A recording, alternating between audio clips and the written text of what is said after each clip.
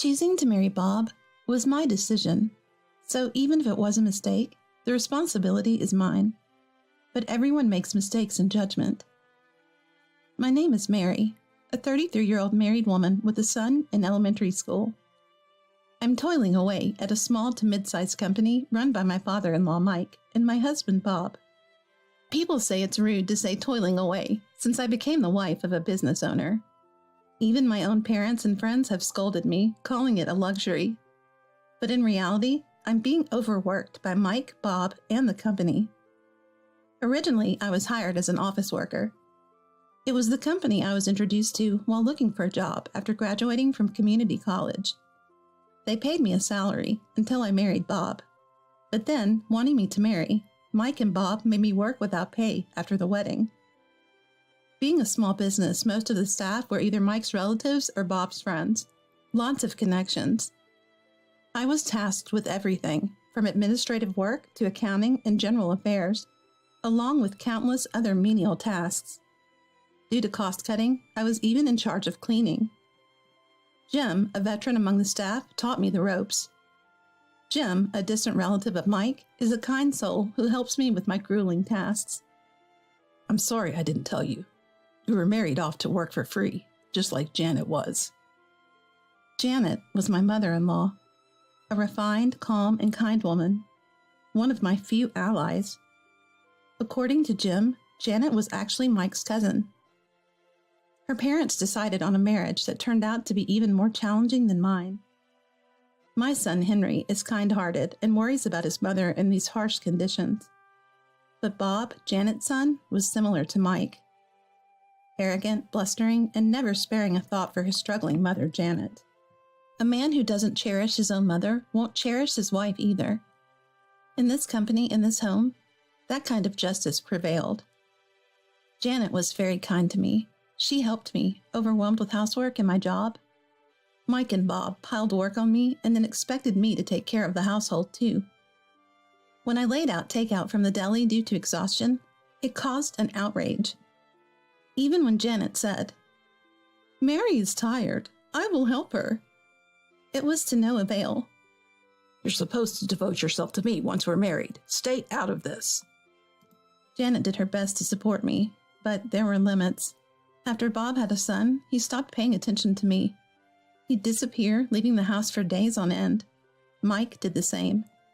Yet they had the audacity to call me and Janet useless. A woman who can only bear one child is useless. Henry isn't cute like Mary. Is he really my child? They don't understand how much their words can hurt someone. My dignity has been shattered repeatedly by Mike and Bob.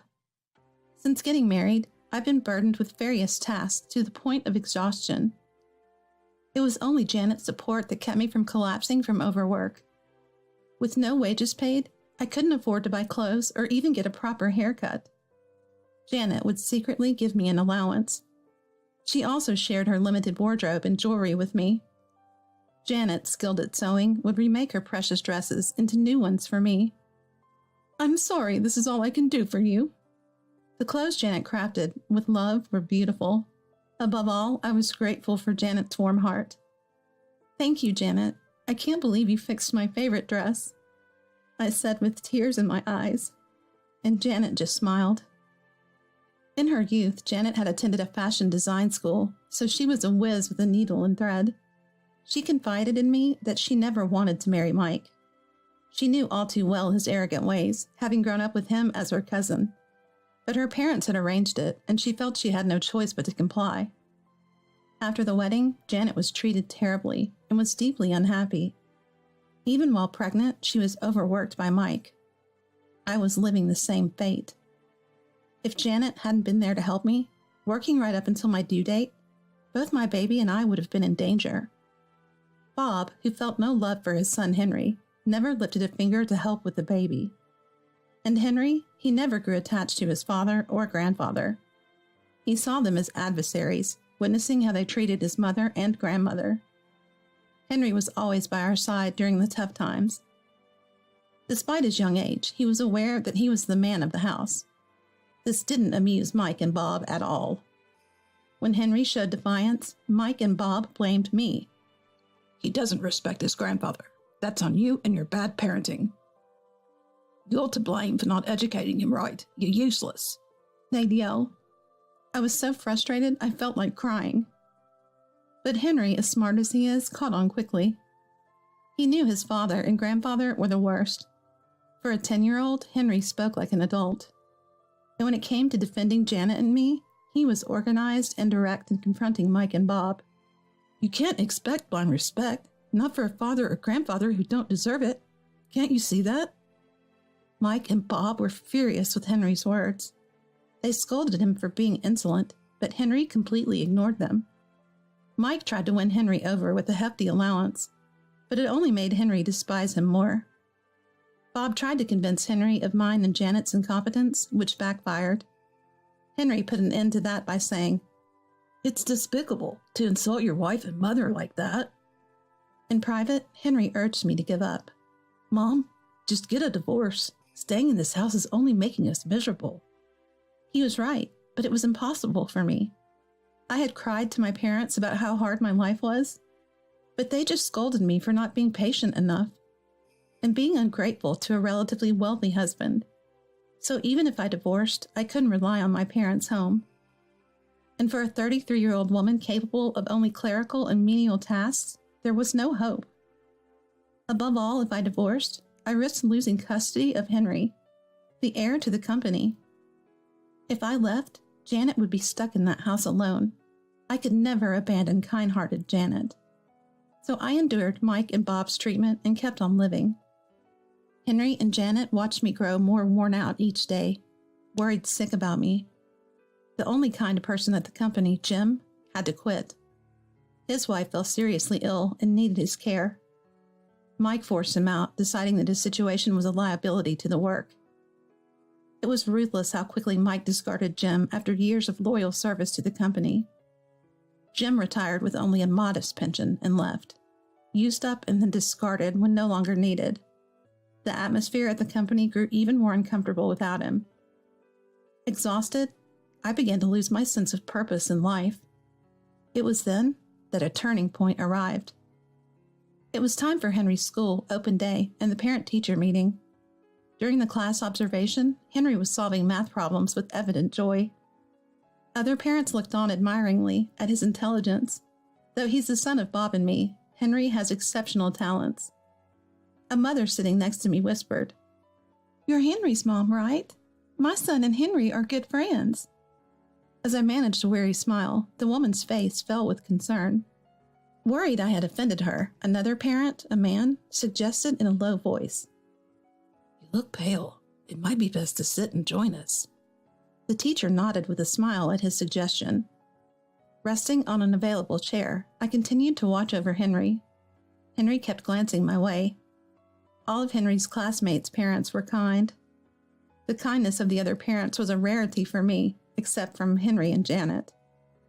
After the class, there was a parent-teacher meeting. I was surprised to see not only mothers, but also fathers in attendance. Mike and Bob always declared that parenting was the mother's duty. My parents had similar views. But the reality is that parenting requires mutual support. There was a simple round of introductions among the parents that day. Everyone introduced themselves with a warm smile. When it came my turn to introduce myself, I nearly fainted as I stood up. The man who had offered me a seat earlier suggested I remain seated. He was the same parent who had been considerate during the class. "I'm a doctor. I took the day off from the hospital to be here," he said. After observing me for a moment, he concluded it was clear I was suffering from overwork. "You're sleep-deprived and not eating well. You need rest." At his words, I couldn't help but break down crying. When I saw it was impossible for me to rest, the teacher, who had been silent, spoke up. "Henry has been consulting me for a while. Today we're changing the agenda of this meeting." All the parents readily agreed. Henry's homeroom teacher had been consulting with Henry for some time. The teacher had been listening to Henry's concerns about Mike and Bob's arrogant behavior. Henry always mentioned how they treated me and Janet terribly. He said we had to act fast, or things would get worse for Janet and me. Henry had been open with the teacher about our home situation. The teacher believed Henry and wanted to help. But as a teacher, He couldn't recklessly interfere in family matters. However, seeing my current state, the teacher decided immediate action was necessary. I apologize for intervening in your private matters, but Henry is asking for help. We can't overlook a situation that threatens a child's happiness. The parents, including the doctor, concurred. Speaking on behalf of everyone, the doctor asked me, Please tell us what you can about your troubles. There's always something we can do to help. I slowly began to reveal the hardships I've faced since getting married. Working tirelessly at the company, being expected to do perfect housework, and facing verbal abuse if I ever took a rest. The only allies I had were Henry and Janet, and I couldn't rely on my family. The teacher and other parents lost their words upon realizing the extent of the tragedy. As I explained, I started to cry. A woman nearby, noticing I was struggling, kindly handed me a handkerchief. She was the mother of Henry's friend and expressed her son's fondness for him. Seeing me in tears, she gently rubbed my back. And though her encouragement was firm, she asked decisively, "You've endured a lot, but crying alone won't solve anything, Mary. What do you want to do? Please tell me exactly what you're thinking." Choked up with tears, I confessed my true feelings. "I want a divorce. I can't stand to endure anymore. Life is just too hard," I exclaimed, wanting to take Janet and leave home. The woman quietly nodded and pulled out her business card. It read law office. She and her husband both worked as attorneys. Her son had noticed something was off with Henry and had discussed it with his parents. Henry's friends had sensed that his home life was not all right. "You can consult me through a message. I'll teach you how to keep it from your husband, and it's free. Consider it my meddling," she said firmly with a lively smile. The watching parents also cheered me on. With Henry's help, I realized I had gathered many allies. Thanks to Henry's help, I have made many allies. I decided to divorce so as not to worry my son anymore. From then on, I slowly started preparing for divorce. When I told Henry, he said he would stick with me. I also informed Janet about the divorce preparations. Janet agreed eagerly and dropped a bombshell of her own. "I'm getting a divorce too. Without Mary and Henry, I have no attachment to this house." And so, Janet and I moved forward with our divorce preparations together. As for custody, the scales were overwhelmingly in my favor. According to Henry's friend's parent, even if Bob had financial means, his lack of involvement in parenting made him unsuitable to nurture. I could demand child support and live with Henry. But even if I could claim compensation, I still needed to work. Without a certain level of financial stability, I would be deemed unfit for childcare. Having time to care for a child was also crucial. Long hours of neglect would naturally work against me. Considering this, I was searching for a job. Both Janet and I had every right to claim compensation for our divorce. Years of unpaid labor, verbal attacks wounding spousal dignity, and the ultimate betrayal by our spouses. Mike and Bob had both mistaken their wives' compliance. They had no idea they were grasping at their greatest vulnerability. Janet and I were energetically preparing for our divorces. Divorce preparations are said to be exhausting, but we were moving forward with joy. I hadn't felt this happy since before I got married. Janet and I were deciding on the time to declare our divorces. Mike's business was shaking. Failure seemed certain. With the company's cash flow tight, Mike and Bob were getting irritated. And I had a source feeding me information. Jim, who was ousted after his wife fell ill. He cared for his sick wife while working for another company. Jim was bitter about being deemed expendable and pushed out of the company. That's when he switched to a job where he could work behind the scenes to bring about its downfall. Basically, it was a company that lent money. Mike must have been struggling with finances since he took out a loan from Jim's company. Jim kept me updated every step of the way. Mike couldn't see through Jim's intentions. He didn't realize that taking a loan here meant huge interest would pile up. "Looks like bankruptcy is on the horizon. The debt is substantial. There's no way he can pay the settlement." "We'll collect without mercy. Feel free to exploit Mike and Bob as you wish." Then the day we had been waiting for arrived. Mike's company went bankrupt. All the other employees had been warned by me in advance and had fled. Only Mike and Bob were left, abandoned. Seeing Mike and Bob burdened with debt and despair was exhilarating. Janet seemed to feel the same. Her smile said it all. Janet and I whipped Bob's despair further into frenzy. "We're getting a divorce. Yes, sign these divorce papers." "Me too. I'm divorcing as well. Please take care of this." Mike and Bob were shocked by our simultaneous divorce filings. Janet and I had been waiting for this moment. We could finally retaliate when those who tormented us were at their most miserable. Mike and Bob started to rage about our actions on their own. "You're abandoning us." "Of course. You never saw me as your wife, did you?" Just as Mike and Bob were about to shout back, Janet chimed in seamlessly. "And you've been having affairs, right? I know about it. Idiot men." Usually poised, Janet's remarks left Mike and Bob speechless. Janet and I unleashed all our pent-up frustration, resentment, and anger on Mike and Bob. Then we made them sign the divorce papers and said mercilessly, "You'll pay the compensation and child support even with the debt. Janet, Henry is waiting. Let's go." "Yes, goodbye. Strangers now." Mike and Bob stood there dumbfounded as Janet and I left them behind, divorced. Now a single mother, I live with Henry and Janet.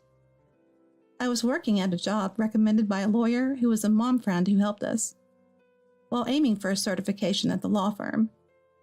I work full-time and Janet helps me with household chores and childcare. But that's not all. Janet also makes use of her sewing skills working from home. She does dress alterations, which have been very well received. My son Henry has been doing well since the divorce. He plays happily with his friends. My parents have apologized since the divorce. They were sorry for not realizing how hard things were for me. They asked me to come back and live at home, but I refused. I didn't see my parents as allies. It was more enjoyable living just with Henry and Janet. In my experience, parents are not always on your side. I learned not to have expectations. The ones who reached out to me, aside from Henry and Janet, were not my relatives. Henry's teachers and all the parents gathered together. Those who could have ignored us stepped in to help. Without their efforts, Janet and I would still be in dire straits. I'm truly grateful from the bottom of my heart. Mike and Bob were chased by debts. Jim was cheerfully collecting. Thanks to him, the compensation and child support are being deposited without fail. On a day off, I had tea with some of Henry's classmates' parents who had been kind to us. It was then that one of the moms shared the news. Mike collapsed under the weight of his debts. Bob planned to skip town to avoid his debts, but he was stopped. Now he's working hard labor on a big ship, Jim's referral. I don't know the specifics of the job, but I thought, let him work all he likes, and I hope Mike suffers as much as possible. When I got home and told Janet about Mike and Bob's situation, she laughed. With Henry not around, we laughed without reservation.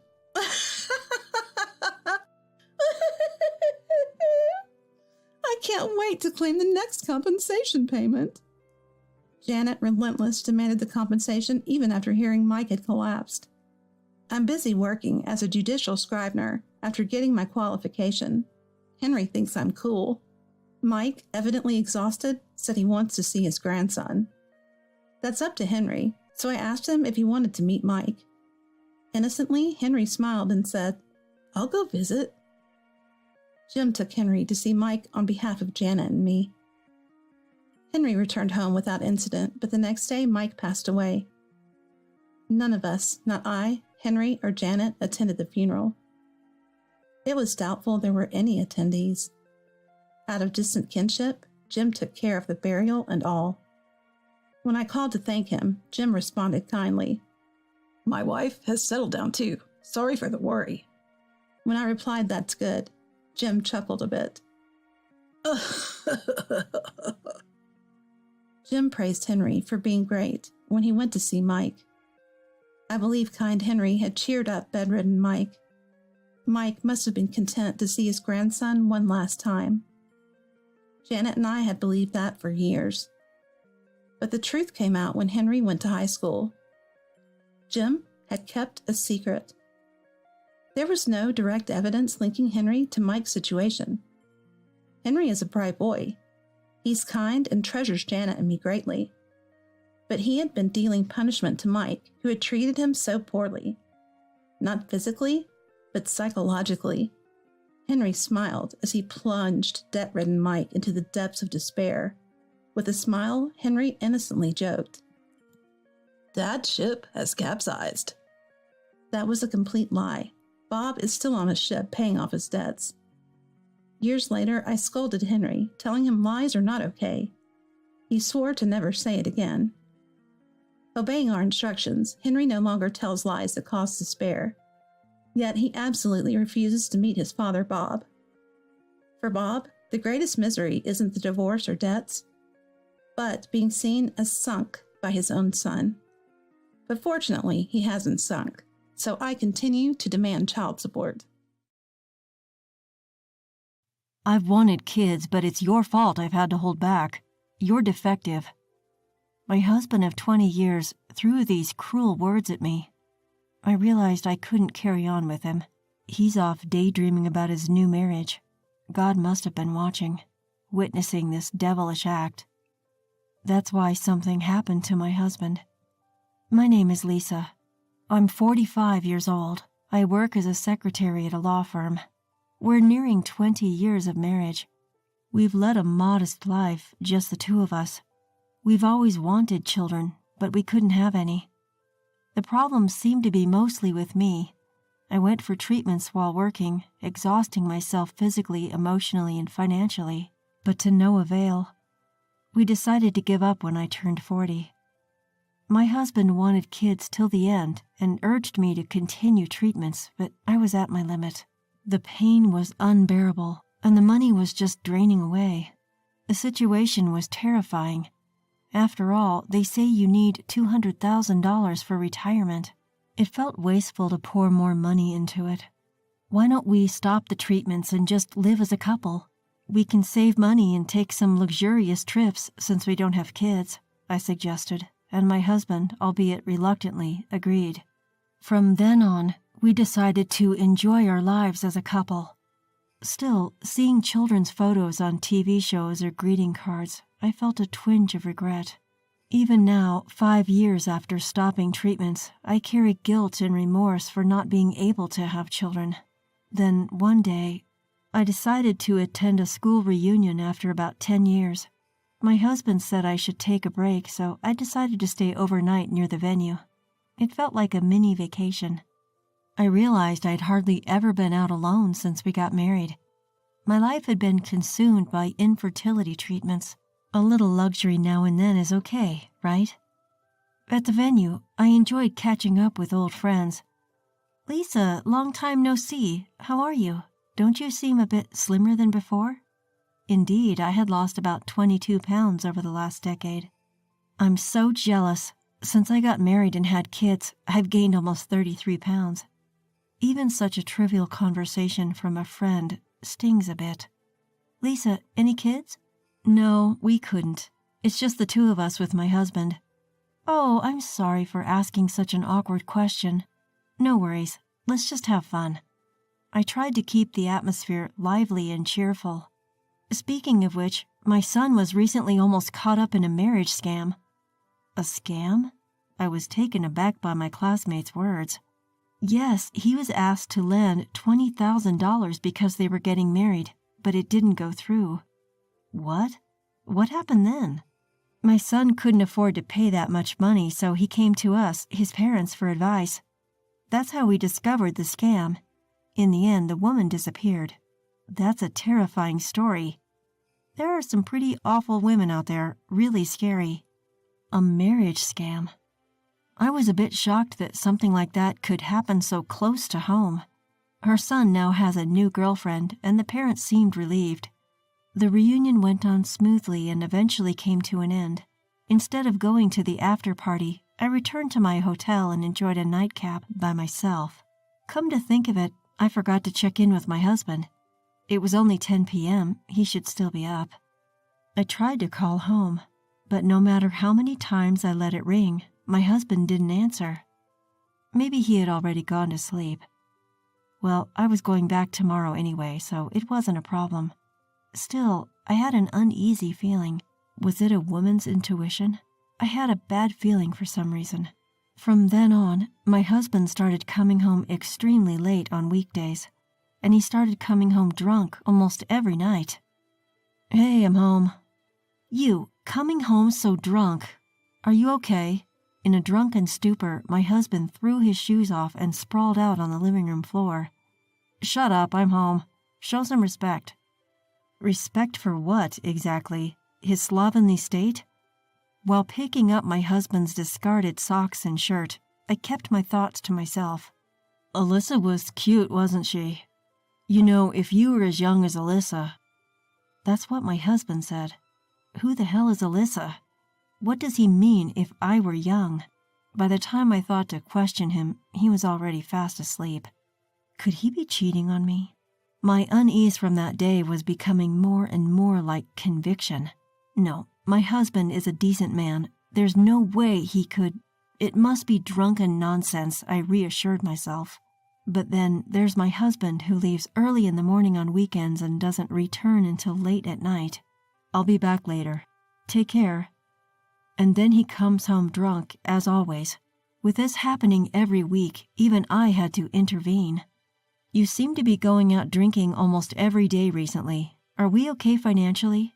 Mind your own business. It's my money and I'll do what I want with it. It's the savings from my bachelor days. But we need to save up for our old age or we'll be in trouble in the future. Why don't you save up then? Well, I've spent quite a bit on treatments. That's because you're defective. Even if he was drunk, I couldn't believe he'd speak to me that way. I was starting to notice my husband's changes. Did I become more submissive since I stopped treatment? My husband's disparaging remarks about me were increasing. Since you can't have kids, you should show your affection for me instead. And with that, I could feel my love for him diminishing as he splurged and behaved selfishly. He used to be so kind, caring for me when I was having a hard time with treatments. Will he ever return to being that kind of husband? What is a marriage, really? After 20 years, I started to question this. However, things took a sudden turn. Lisa, we need to talk. I came home from work to find my husband sitting on the living room sofa, looking serious. What is it? You're being all formal. I want a divorce. What? You're joking, right? Why would you say that all of a sudden? The thought that my husband was considering a divorce had never crossed my mind. Yes, I knew we had to reconsider our relationship as a married couple, but I hadn't thought about divorce. Was my husband thinking of divorce before I even considered it? Out of the blue, you want a divorce? What's going on? I confronted my husband, seeking answers. We've been a couple for 20 years, haven't we? Let's discuss this properly. However, he looked at me with contempt. You're really clueless, aren't you? He sighed heavily, glaring at me. What do you mean? I've always wanted children for these past 20 years. And because I got stuck with a defective piece like you, I've been robbed of the opportunity to become a father. Have you ever considered my feelings? As he spoke, he pounded the table with an arrogant tone. That's not fair. We discussed together and decided to stop the treatments, remember? I was never okay with that. I've always wanted a child. Why hadn't he told me that then? I was on the verge of tears, overwhelmed by sadness and frustration. Well, if you sign the divorce papers, I won't have anything else to say. Proudly, he pushed the divorce papers on the table towards me. I've actually already decided to remarry. What? Remarry? Yeah, with a 20-year-old girl. A girl? Are you saying you've been having an affair? No way. I plan on marrying her as soon as we're divorced. He announced this with a smug satisfaction. A 20-year-old girl was marrying my husband? This couldn't be happening. Alyssa, she's sweet and cute. The perfect wife. Not like you. Alyssa. That was the name my husband had mentioned that day. Woman's intuition was not to be underestimated. I felt a sense of self-satisfaction, but this wasn't the time for self-praise. And then my husband showed me a picture of his adorable Alyssa. Upon taking a closer look, I nearly burst out laughing. This has to be a joke. Something like this was impossible. What? He noticed my strange reaction, but I quickly regained my composure. I felt it was too soon to let him in on the joke, so I immediately composed myself. So you really want a child that badly? Yes, because you can't give birth. There's nothing we can do about that, right? You will agree to divorce, won't you? Well, I suppose there's no choice. I pretend to look more upset than I really am. Sure, I was upset when he first brought up the divorce, but now, with his sheer stupidity, I feel like it would be right to divorce him immediately. Yes, I should leave a man like this sooner or later. I feel as if I've been given divine guidance to do so. I sign the divorce papers and leave my husband behind.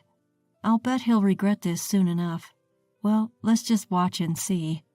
Fast forward a year after the divorce. Lisa, please help me. A shabby-looking man approaches me on my way home from work. Excuse me, who are you? I genuinely don't recognize him. It's me, Lisa. I need your help. It's my ex-husband. Long time no see. I'm taken aback by how much he's changed. His cheeks are sunken, and he's dressed shabbily. Please, Alice, introduce me to your company's lawyer. I can't just do that out of the blue. Apparently, my ex-husband is having money troubles. I could sort of tell from his appearance, but I never thought he would become a completely different person within a year. If it's your first time, consultation is free. Free? But if you want to hire them, you'll have to pay their fee. I don't have that kind of money. Please, help me. What on earth happened? I decided to listen to his story at a nearby cafe out of pity. Well, actually, before he could say another word, I cut him off. Did that girl, Alyssa, run off? How did you know?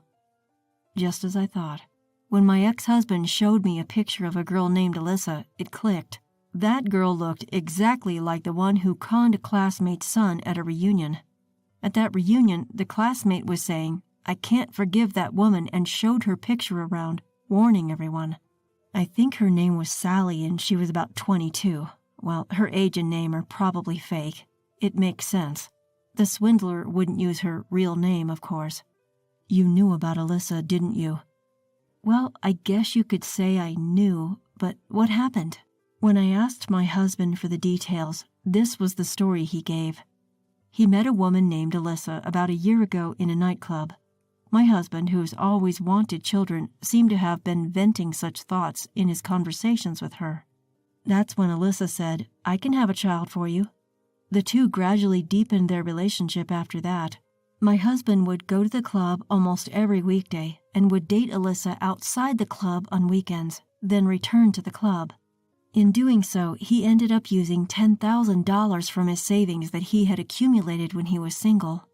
But Alyssa was so sweet. She never asked for expensive things even when we were outside the club.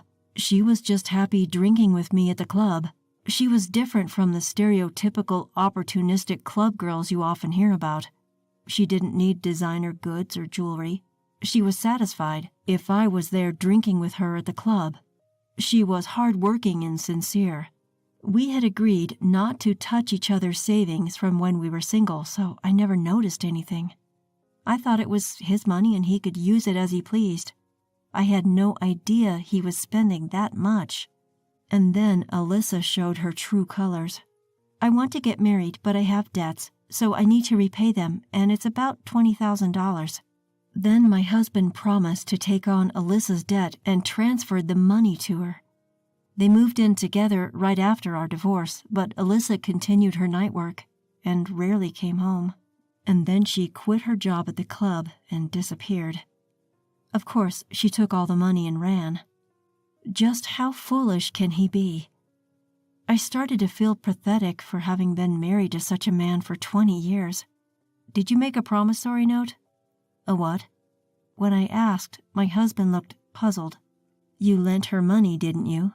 Didn't you get a note? We were going to be a couple, so I didn't do such a thing.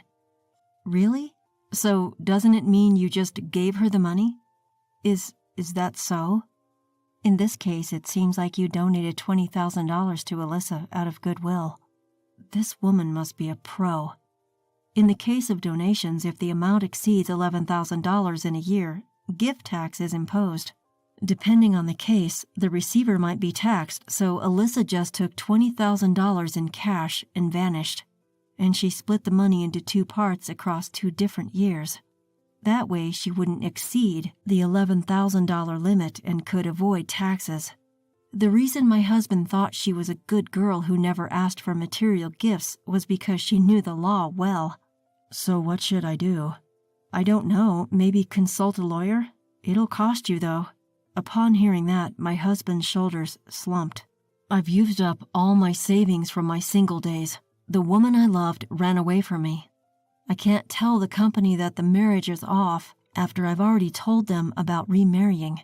I boasted about getting a younger wife. Isn't that his own doing? Although I thought that, seeing his pitiful situation, I couldn't say anything.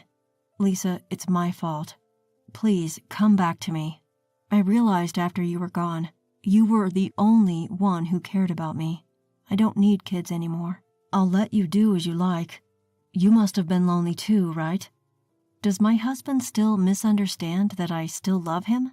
That matter ended half a year ago in my mind, so I confronted him with reality. You know, it's been a year. What's with this sudden change of heart? Isn't it a little too late now? Lisa, are you going to abandon me? Well, it was you who pushed for our divorce in the first place, remember? Lisa, you're the only one I can rely on. My ex-husband looked utterly exhausted. I decided to show him a little mercy. All right then, shall I call up a lawyer friend of mine? Lisa, thank you. I knew I could count on you. With tears welling up in his eyes, my ex-husband seemed genuinely grateful. And the one who came to the coffee shop was Mr. Johnson, the lawyer from my company. John, over here. Lisa, who's this? He's an acquaintance. Seems he's in a bit of a bind. Is that so? Nice to meet you. The name's Johnson. My ex-husband seemed somewhat perplexed by our overly familiar demeanor. You see, we've been dating for the past 6 months. Now, what was it you needed advice on?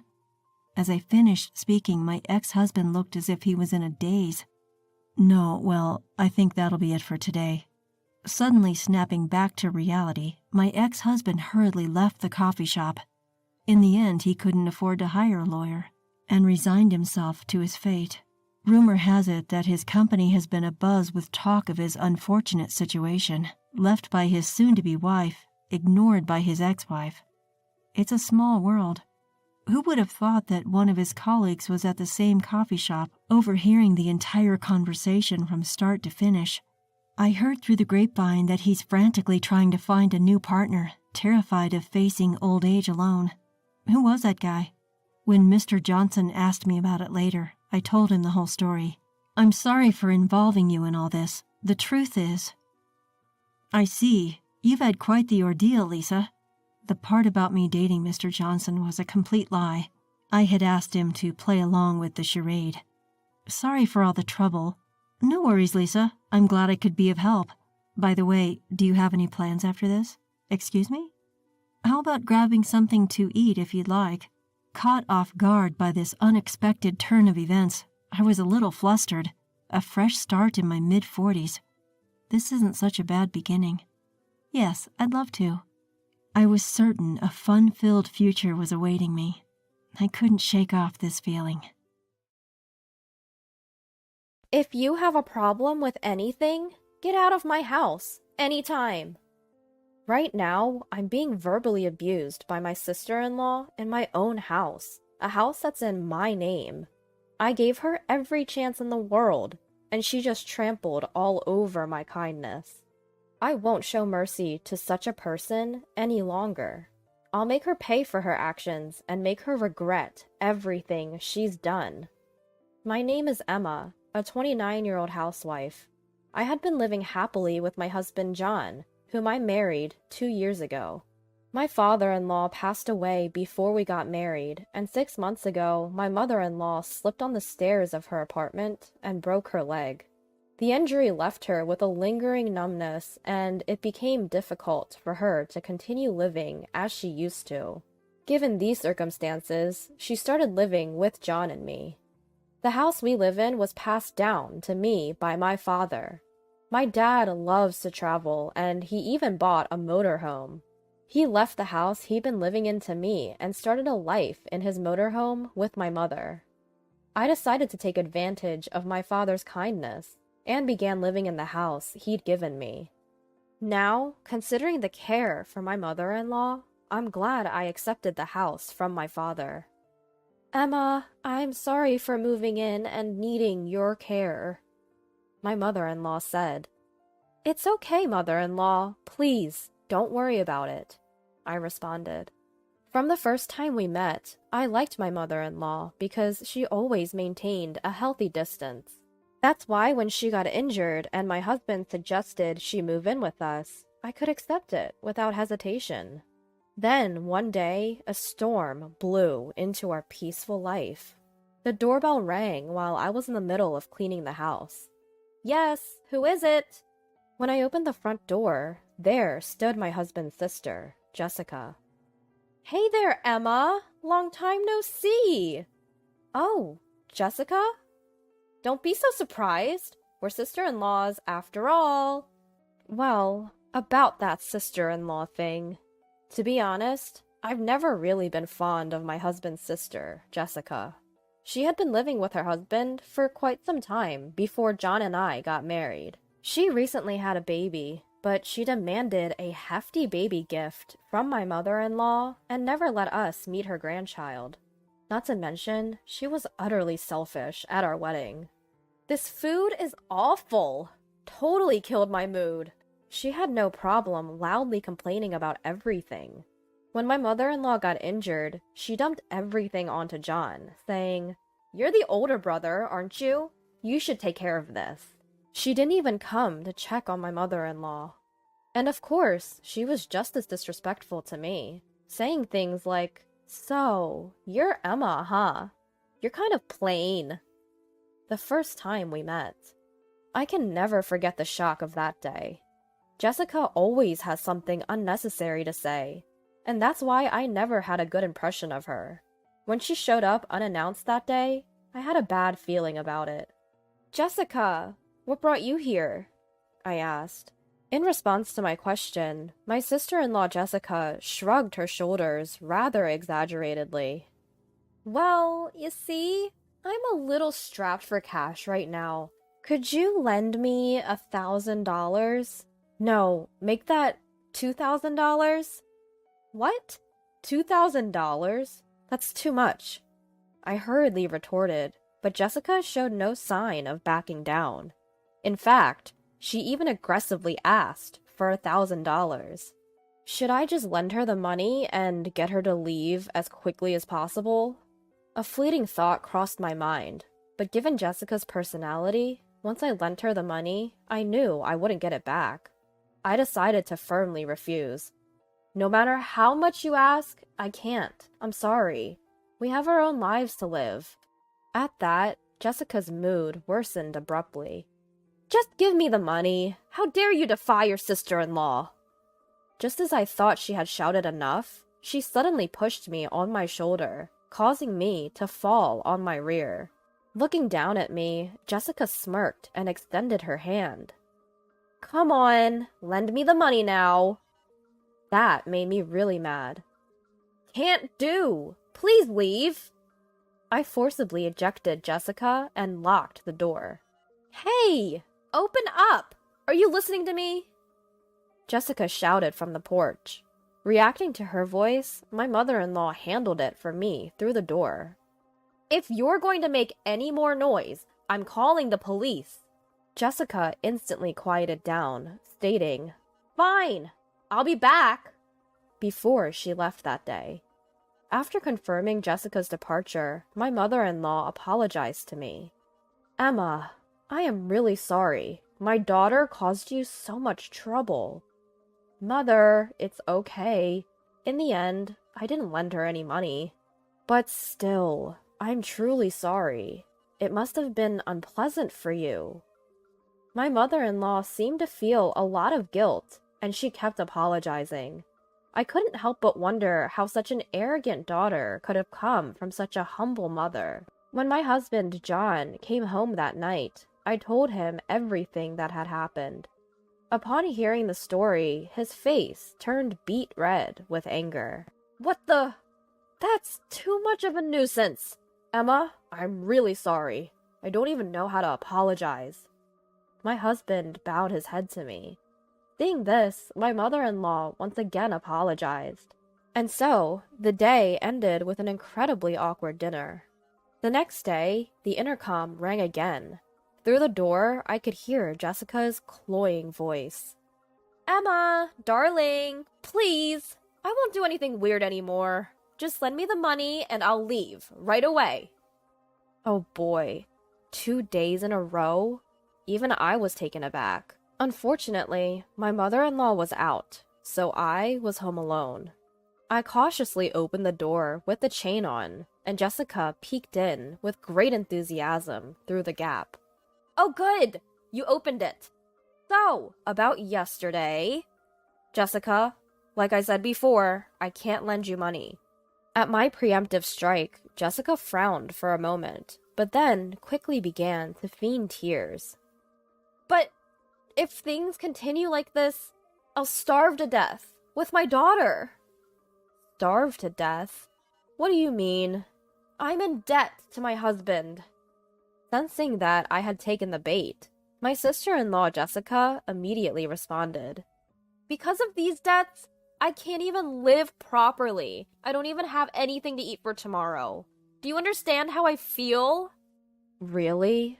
Are you kidding me? Who does she think would sympathize with such a cheesy sob story? Does she expect me to say, "Oh, that's tough. Let me lend you some money"? While I felt like pointing out the absurdity of her claim, I responded calmly. I understand you're going through a hard time, but we have our own lives to live. I'm sorry. Upon hearing this, Jessica instantly stopped her sobbing act, and her face twisted into an angry scowl. What? You're just gonna abandon me in my time of need? Seeing this conversation was going nowhere, I quietly closed the door. Jessica was still ranting and raving at the front door. After a while, my mother-in-law returned from her day service. You! Are you causing trouble again? I told you I'd call the police, didn't I? At my mother-in-law's stern words, Jessica hastily made her exit. Emma, I'm sorry you had to deal with all this while I was away. My mother-in-law apologized, looking sorry. I cheerfully replied, Oh, don't worry about it. I kept that chain on the door today. Plus, you returned just in time, so that was a relief. That night, the three of us, my husband John included, were all talking about Jessica. Next time she comes, you don't have to answer. She'll only take advantage if we keep dealing with her. Upon hearing my husband's words, I decided to ignore Jessica from then on. A few days later, after a period of silence, Jessica returned to our house. Ignoring the incessantly ringing doorbell, I suddenly heard a loud, "Ah!" from afar. It clearly wasn't Jessica's voice. Was that a baby crying? Both my mother-in-law and I exchanged glances. Cautiously opening the door, we saw Jessica holding her daughter. Wait, Jessica, what's happening? Yeah, what's the big idea bringing a child here all of a sudden? My mother-in-law and I were in complete panic. Ignoring our shock, Jessica began to explain. So, here's the thing. I just got divorced from my husband. I have nowhere else to go, so I thought I'd stay at your house for a while. Wait, you're planning to stay here? My mother-in-law and I were left speechless. Living with such a nuisance is not a joke. However, we couldn't abandon a crying baby right in front of us. My mother-in-law felt the same, and understandably so, as this was her long-awaited first grandchild. Hey, it's okay, right? I can do household chores and help care for Mom. Jessica, whining like a child. After exchanging glances with my mother-in-law, I sighed deeply. Fine, if it's just for a few days. And so, we ended up taking in Jessica and her child. So, I'll be intruding from now on. Saying that, Jessica strode into the house. My husband John, who just got back from work, was utterly stunned. Why is Jessica here? Well, it's a long story. No kidding. Even my husband, who was furious, seemed completely defeated by the little baby. When you calm down, can you please find a job and look for a house? After saying that to his sister, he left the room. But there was no way that Jessica would help around the house. She only spent her days lounging around, watching TV. Furthermore, she dumped the responsibility of taking care of her child onto me and my mother-in-law, living completely as a NEET. Jessica, could you go shopping for us? If I even dared to ask that, she would completely refuse.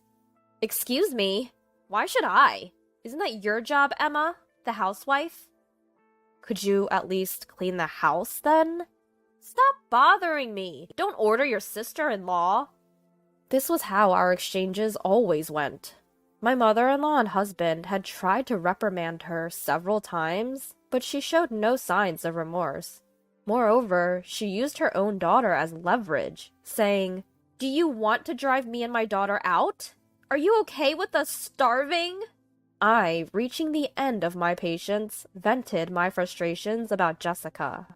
Enough is enough. We only let you live here because you said you would help with the housework. If you're not going to do anything, then please leave this house. Jessica looked surprised for a moment, but then sneered. Excuse me? Aren't you the one living here off my brother's income? As a mere housewife, living off my brother's hard-earned money. How dare you tell me to leave? If you have a problem, why don't you be the one to leave this house? She doesn't get it. This house was a precious gift that I received from my father. If I back down now, it'll be exactly what she wants. I have to fight back. This house was passed down to me from my father, meaning it's under my name, Jessica. You have no right to tell me anything. So what? Jessica looked down on me and said, "You're going to drive out a mother with a 10-month-old child? If you can, do it, you heartless woman!" At that moment, the emotions I had been suppressing exploded. I've reached my limit. I'll make her regret ever looking down on me. I turned to face Jessica. Fine, I'll leave. Do whatever you want. What? Everyone in the room was taken aback. Jessica then started to smirk. Oh, really? Sorry about that. Well, a mother raising a child is more important than just a housewife like you. With a mocking tone, Jessica took her daughter and left the room. Hey, Emma, what was that all about? My husband, John, and my mother-in-law were shocked. To them, I revealed a plan I had been concocting. 2 weeks later, the day to execute the plan had come. Jessica, I'm leaving. Without taking her eyes off her phone, Jessica just shooed me away. Yeah, goodbye. Don't come back, okay? Then John and my mother-in-law came in. We're leaving too. Huh? Jessica was caught off guard by John's statement. Wait, what does that mean? I thought only Emma was leaving. There's no way that's true. Both your mother and I are on Emma's side. We're cutting ties with such an unreasonable sister like you. What? How dare you? My mother-in-law also counters my husband. It seems like we made a mistake raising you. We sincerely apologize to Emma. We don't think of you as our daughter anymore. From now on, do as you please. Wait! Just hold on a sec. Are you just going to abandon me, Mom? You'll never see your grandchild again. Unfazed, Jessica's mother brushed her off. I don't care. All you ever did was demand baby gifts, and I never got to see my grandchild anyway. Please don't use me only when it suits you. No. Mom. Jessica's face gradually turns pale, but I have no intention of helping her now. I decided to give her a final, ultimate revenge. Oh, by the way, we're selling this house, so you should find a place to live by the end of the month. Sell? This house? Jessica is in a complete state of shock. Wait a second. You're joking, right? It's not easy finding a place to live. We don't care. We're moving, so goodbye. Wait! Please, forgive me. I promise I won't complain anymore. Please, take me with you. Jessica was screaming and begging, but we ignored her. We took only the essential belongings, and John, his mother, and I moved to our new home. Jessica, left without a place to go, ended up living at her ex-husband's house. His debts are still accumulating, and now Jessica has no choice but to work part-time. If she had behaved decently in our house, none of this would have happened. Truly, she reaped what she sowed. However, there is a part of me that is grateful. Thanks to this, we were able to move to a wheelchair-accessible apartment. John's mother can now move around much more without any help. The security is also well established, so even if Jessica comes to visit in the future, we won't be bothered as we were before. John and his mother still feel guilty, but since we gave Jessica a taste of her own medicine, I'm not too bothered. Just being able to live happily with John and his mother is enough to make me feel blessed. From now on, I want to take care of those who care for me. I sincerely hope that the house we inherited from my father goes to someone wonderful. My name is Belle.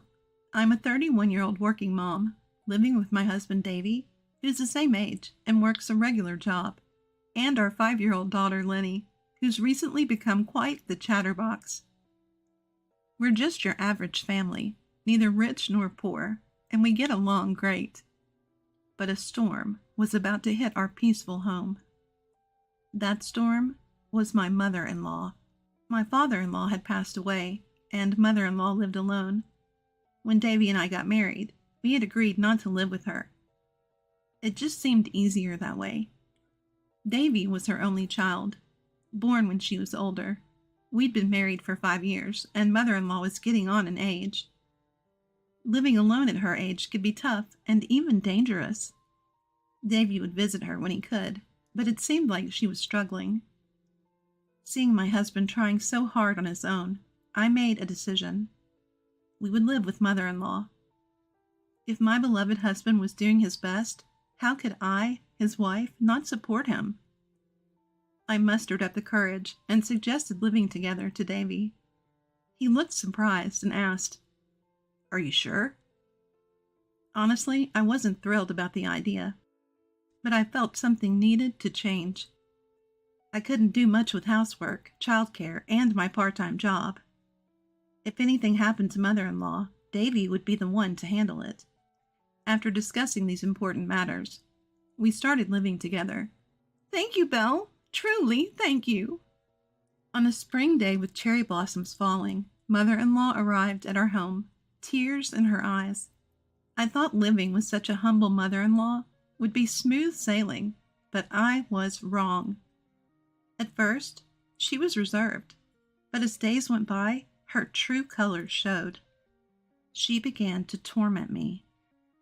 I realized I had misjudged her. "Belle, this dish is too salty for me. Can you make it lighter?" When I did, she'd say, "Why is it so bland? Are you mocking the elderly? How rude! And that was just the beginning. Please hand wash all my clothes. They'll get ruined in the machine. They're all expensive, you know. When I suggested dry cleaning, she'd retort, That's wasteful. You lived comfortably thanks to my son, so stop wasting money and start saving. If only she'd pay for her own clothes. Clearly, she was just trying to annoy me. And that was just the beginner's level. Intermediate level torment went like this. Belle, are you wearing makeup? It won't help. You're too plain. I'm so glad our granddaughter looks like my son. He takes after me, so she looks like me. Her future is bright. Yet mother-in-law would spend over 2 hours on her makeup every morning. She looked like a completely different person without it. I respect her desire to look beautiful, but isn't her foundation a bit too pale? And her cheeks are oddly red. And her bright red lipstick leaves marks on every cup. I'd never say this out loud because it's rude to comment on someone's appearance. But what I can't forgive is her throwing away my precious makeup set. When I came home from my part-time job, it was all gone. Mother-in-law nonchalantly said she'd thrown it away. When I asked why, she said, I've told you before, makeup won't help you. It's a waste of money. Save, save. From now on, live without makeup. Aren't I the most thoughtful family member? You should be grateful. Grateful? As if. If this were a mountain, I'd surely scream at the top of my lungs. Let the echo carry my frustrations, making sure mother-in-law heard it over and over. But alas, this isn't a mountain. What's worse, mother-in-law only torments me when we're alone. She always waits for moments when my husband is away and our daughter is at kindergarten.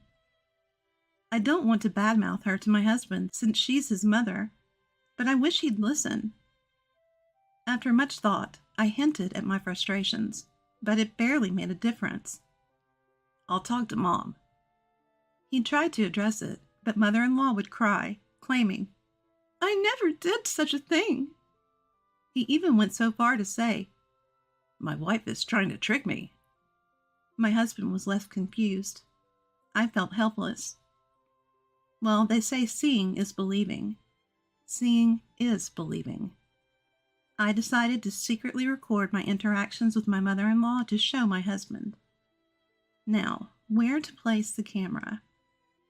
As I pondered, the advanced level of mother-in-law's torment began. We started living with mother-in-law in the spring. After a hot summer and a fading autumn, one winter day came. My husband was away on a business trip, and our daughter was staying at my parents' house. It was snowing outside.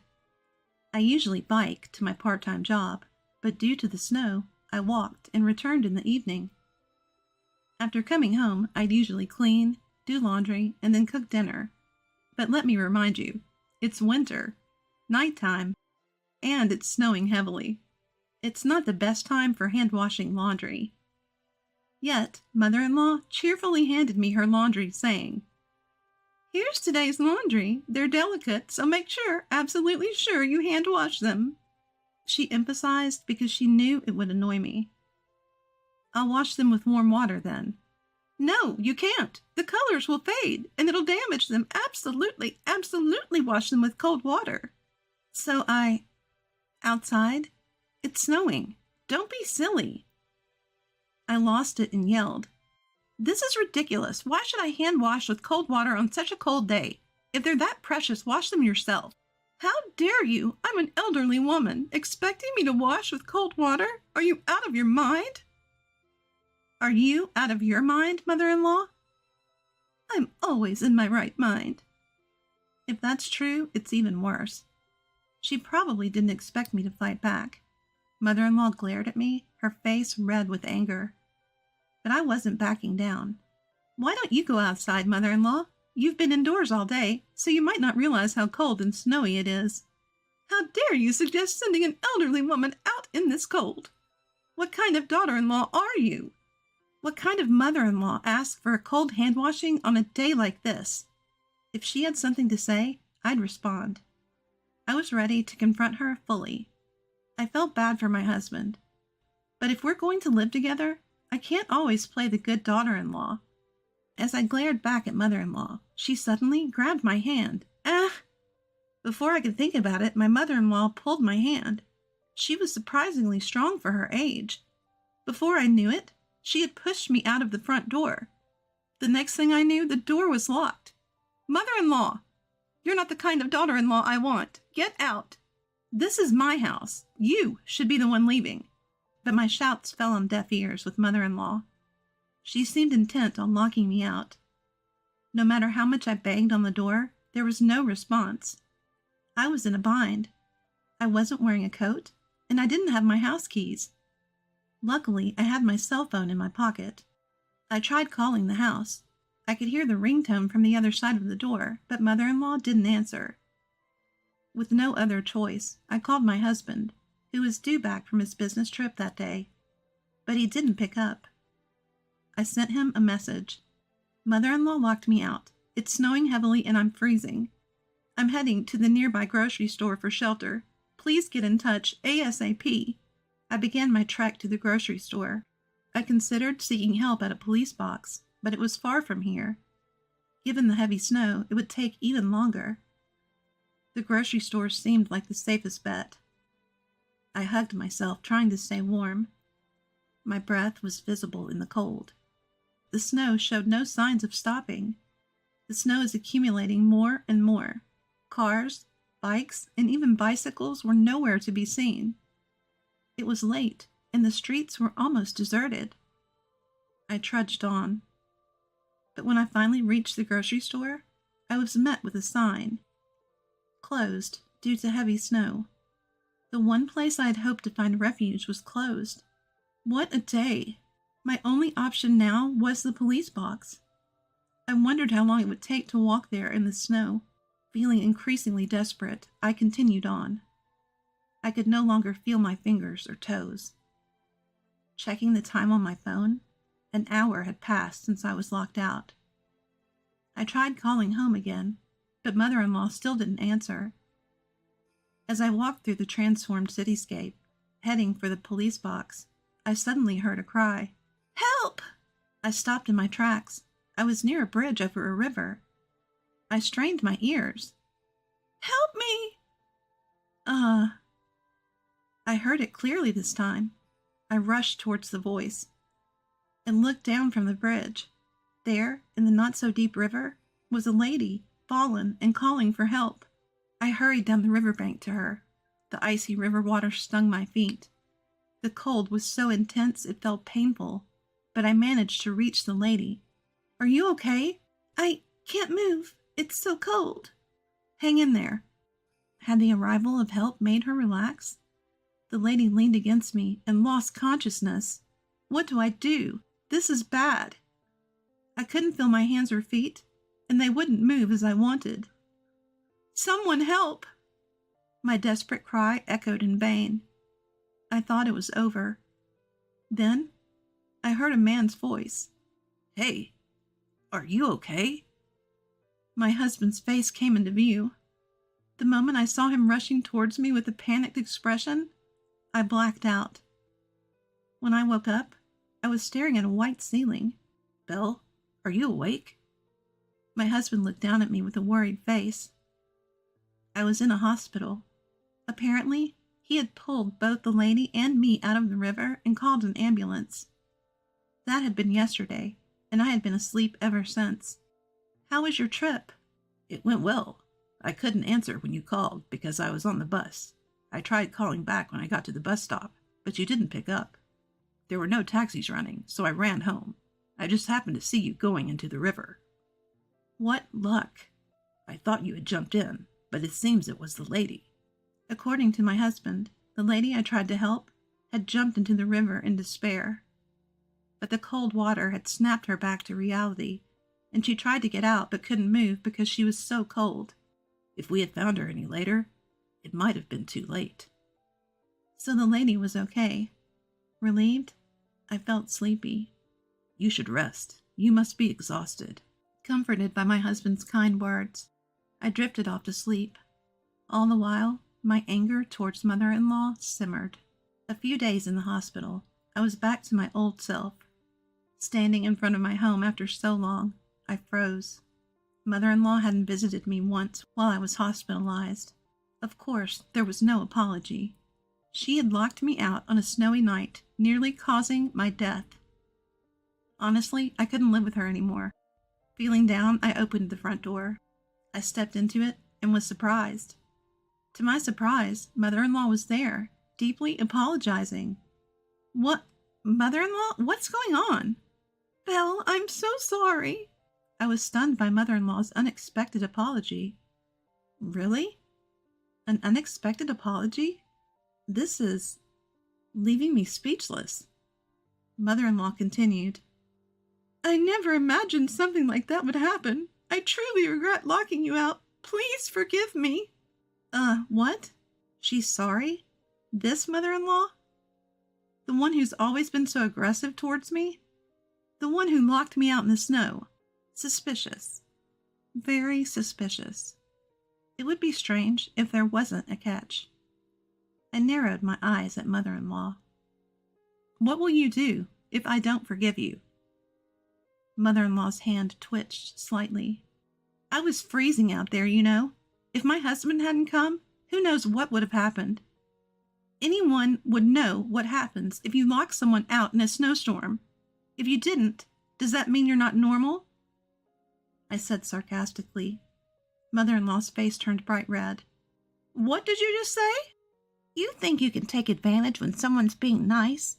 Don't get too cocky. My son said he'd end our living arrangement if I didn't apologize, so I did it. Now that I've apologized, let's forget about the whole locking out incident. Now, get back to your chores. She took the bait so easily. I smirked, seeing right through Mother-in-law's true intentions. Wow. Her remorse was all a lie. People don't change that easily, do they? Especially not someone like Mother-in-law. But just as I thought that, she started her antics again. Make sure you hand wash my clothes with water. Are you still on about that? Still demanding hand washing? Only cook what I like. If it's not tasty, I'll throw it away. This is hopeless, absolutely hopeless. She's beyond redemption. I sighed heavily and looked back. You're saying all this, huh? My husband, who had been standing a bit away, was out of Mother-in-law's sight. But he had been there the whole time. Mother-in-law's beloved son, my husband, was right there. Davy, what about work? Mother-in-law noticed him and turned. I took the day off to be with Belle. But, Mom, you haven't changed at all. No, I was just joking. Joking? It's not funny at all. I told you to genuinely apologize to Belle and never do such things again. But I did apologize. You're about to revert to your mean self. That was just a joke. That's why it's not funny. I had warned my husband to keep a distance, but Mother-in-law's reaction was as expected, or even more dramatic. She desperately tried to justify herself, and I couldn't stop laughing. Belle, what's so funny? You, on the other hand? Mom, I'm talking now. Listen to me. I'm sorry. Even Mother-in-law couldn't ignore her beloved son's words. His lecture continued, with Mother-in-law listening tearfully. Why would you be mean to Belle when she agreed to live with us out of concern for you? I might have gone a bit overboard earlier, but I've never harassed her. She's starting something. I've commented on the food's taste, but I just wanted her to know my preferences. I asked for my clothes to be dry cleaned, but Belle said it was a waste and would hand wash them. I've told her to wear makeup, but she threw away her cosmetics right in front of me. Which mouth is saying that? It seems Mother-in-law wants to believe she's not at fault. I can't help it. I pulled out my phone and played a recording. Today's laundry, it's expensive, so definitely hand wash it. Mother-in-law's voice played clearly. Ah! She screamed and tried to grab my phone. I dodged her and continued playing. Definitely wash it with water. You're not the kind of daughter-in-law I want. Get out. The sound of her dragging me out and shutting the door, ignoring my pleas. All of my mother-in-law's violent actions that day were recorded. I secretly recorded our conversations on this phone. Whenever I talked to mother-in-law, I always had my phone on record. Thank goodness for my phone, or things could have been really bad. Mom, any rebuttal? My husband asked, and my mother-in-law was speechless. Anything else to say? Is there anything left to say? Yes. What do you mean? This is the end. You've trampled on my feelings of wanting to care for you. I want you to leave. What? I'm cutting ties. You can live on your own. We won't contact you again. Even if you reach out, we'll ignore it and won't meet. What? You sold the family home, right? You should have all that money. Plus, with your pension, you should be fine. We won't help. But wait, Davy. Are you abandoning me? Betraying your only family? You're the one who betrayed us. My husband's angry voice left mother-in-law speechless. She sat down, unable to say another word. The only sound was the dripping of melted snow from the roof. Then things moved quickly. While mother-in-law sat there, lifeless, my husband and I packed her belongings. Her hometown was a 2-hour train ride from our place. She had distant relatives there, but she'd been estranged from them for so long that no one would probably care now. She rarely went out when she lived with us, so she likely didn't have any friends. Maybe that's why she had so much time to harass us, but now it didn't matter. Bye, Grandma. My daughter waved at mother-in-law. Seeing her cheerful granddaughter waving without a hint of sadness, mother-in-law finally broke down into tears. The taxi carrying mother-in-law drove off, leaving behind her sobs. I felt nothing. It was her own doing. With that thought, I entered our home, feeling refreshed. Time passed. Rumors said mother-in-law lived alone in an apartment. We still received calls from her, so she must be alive. But we never met or spoke to her, just as we promised. She'll probably live a lonely life. She destroyed the happiness she had, and the price was steep. With mother-in-law gone, peace returned to my heart. While listening to the washing machine, I served tea to an unexpected guest. It was an elderly woman, the very same lady I had saved on that snowy day. She had been living a lonely life, filled with despair. But the cold river water that day made her want to live a bit longer. "My son offered to live with me," she said. "That's wonderful. His wife is lovely, but I didn't want to be a burden, so I decided to move nearby instead." "That's nice." "I've been lonely since my husband passed away. I thought life had nothing good left, but I was wrong. I'm glad you realized that. As long as I'm alive, there's hope. Thank you for saving me that day." I smiled back at Lady's grateful face. A lady who lived her life with determination and found happiness. Mother-in-law who ruined her chance to live with her son and his family. There are so many ways to grow old. Everyone's path is different. But our own attitudes shape whether our later years are happy or sad. Seeing these two elderly women, I had a vague idea of the kind of future I wanted. To ensure a happy future, and to protect the peaceful days I have now, I reminded myself of the path I should take. I could have never imagined, back then, that I would cross paths with them again and uncover the shocking truth that unfolded. My name's Ashley and I'm 35 years old. For the past 10 years, I devoted myself to being a full-time wife, supporting my husband Sam with unwavering dedication. We don't have any kids, but we always told each other that our love was more than enough, that having children wasn't the only way to live a fulfilling life. But then one day, Sam changed. Looking back, maybe it was just his true nature finally coming to surface. You see, my parents divorced when I was little, and I was brought up by my dad. When I was a teenager, my dad finally told me why he and my mom split up. He said it was due to incompatible personalities. Back then, I thought it was such a trivial reason to end a marriage. After all, everyone has their differences, right? But as I grew older, I painfully realized that differences in personalities, differences in core values, could indeed lead to a divorce. I had to face this harsh reality when my father was tragically killed. in a car accident last year. My father, who used to run a construction company, was a craftsman at heart. Even at the age of 70, right before he passed away, he was still actively working, and his experience and skills were highly regarded by his clients. His business thrived, even during economic downturns. He was also endorsed by the church community as a master carpenter. His unique techniques of building church using timber fitted together without nails was among his area of expertise.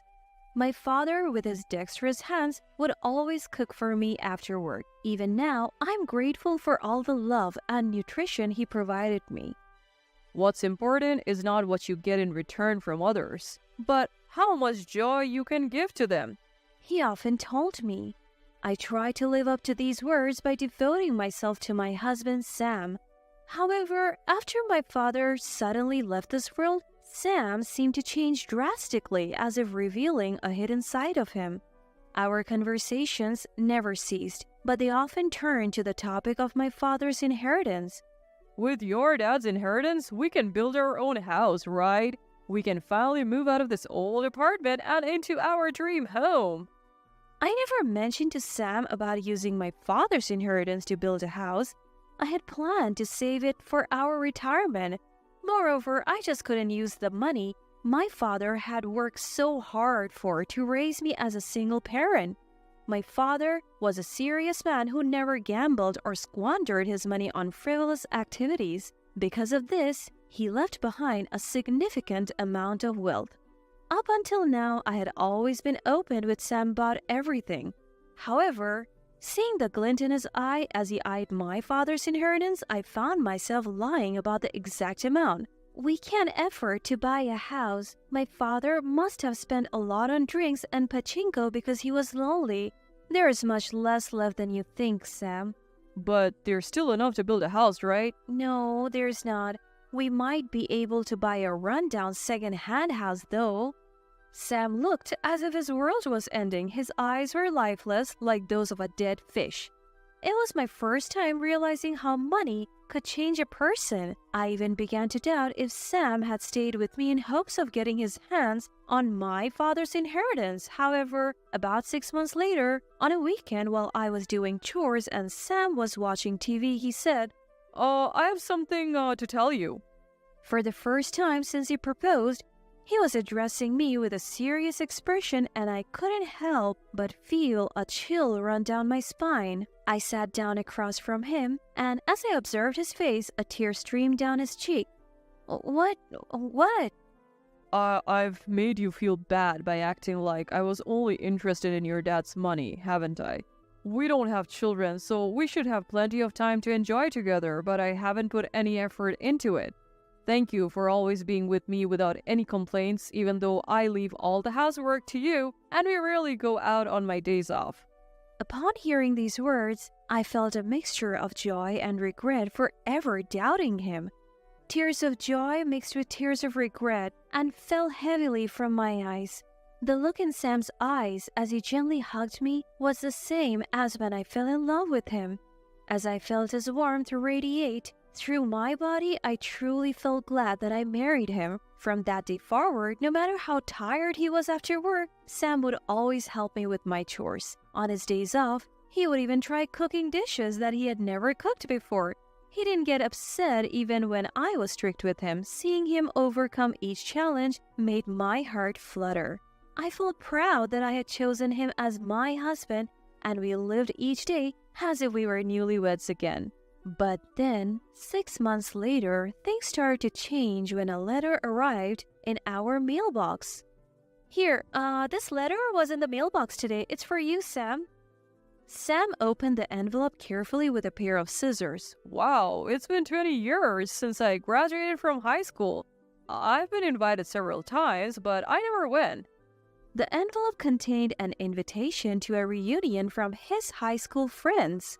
I knew he had been invited to these reunions several times since we got married, but he had always declined out of consideration for me, who had no connection with his classmates. I told him that he should definitely go this time. Don't worry about me, you should go and have a good time with your classmates. After some hesitation, Sam decided to attend the reunion and began preparations for it, which was scheduled to take place in a month. Sam, who rarely went out with anyone other than me, didn't have any stylish clothes and his hairstyle was a mess.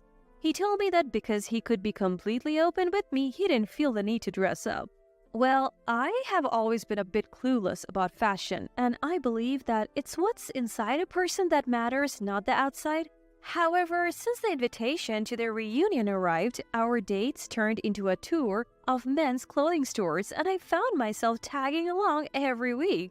I realized that his sudden interest in fashion was because of the reunion, but ever since that letter arrived, Sam would often come home late from work. He usually arrived home by 7 p.m., but it became common for him to come home past 9 p.m.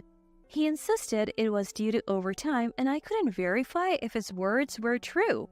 Sam was the one managing our financial statements, and I hadn't seen them before. I also didn't want to call his company as it felt like I was doubting him.